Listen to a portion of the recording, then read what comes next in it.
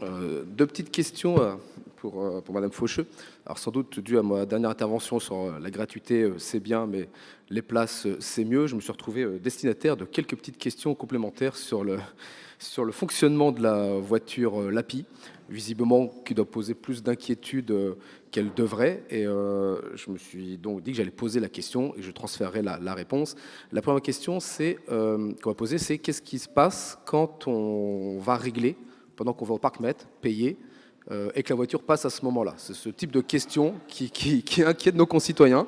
Donc je me dois de vous la transmettre. Alors je me suis quand même aventuré à faire une réponse. Vous me corrigerez si je me suis trompé. Je me suis dit que c'est comme quand on va régler son parking, on a forcément un délai.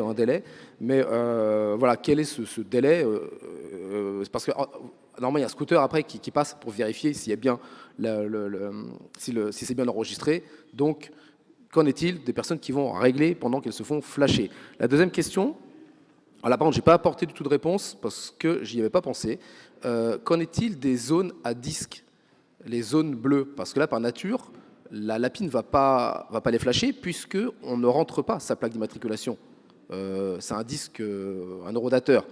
Donc, quelle est la réponse à cette question? Merci. Et je rajoute, non pas une question qu'on m'a posée, mais là, que j'ai constaté vendredi soir, lorsque j'étais à la conférence laïcité à Sciences Po. Je me gare donc dans la rue.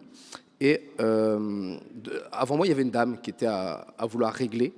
Elle était embêtée, elle avait qu'un billet. Bon, normalement, nous, on sait qu'elle prend que les pièces, la machine, donc elle voulait payer par carte bancaire.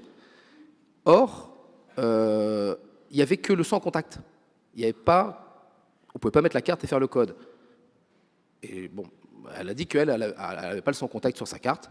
Donc je lui ai dit naïvement, c'est pas grave, téléchargez l'application Bluebird, qui est très simple d'utilisation. Et là, je me suis retrouvé à une personne qui était embêtée. Ah, une application, mais moi, je ne télécharge pas ça. Et, voilà. Et donc, j'ai une question, c'est qu'en est-il de la fracture numérique? Parce qu'il y a des personnes qui ne sont pas à l'aise, enfin, je l'ai constaté, avec l'outil application, qui s'est retrouvée embêtée parce qu'elle ne pouvait pas faire le code avec sa carte bancaire. Et elle avait de quoi payer, elle avait plus que ce qu'il fallait, mais elle n'avait pas de pièces. Et elle a soldé, voyant que j'attendais derrière elle, pourtant je ne montrais pas de signe d'impatience, elle a soldé par dire bah, tant pis, c'est comme ça, bah, je prendrai une amende et tant pis. Et je trouvais que c'était dommage pour elle. Donc je vais juste remonter ce vécu qu'on ne peut pas payer par code. Et si on n'a pas l'outil sans contact sur la carte, eh ben, elle n'a pas pu régler. Voilà, c'est juste remonter ça. Merci.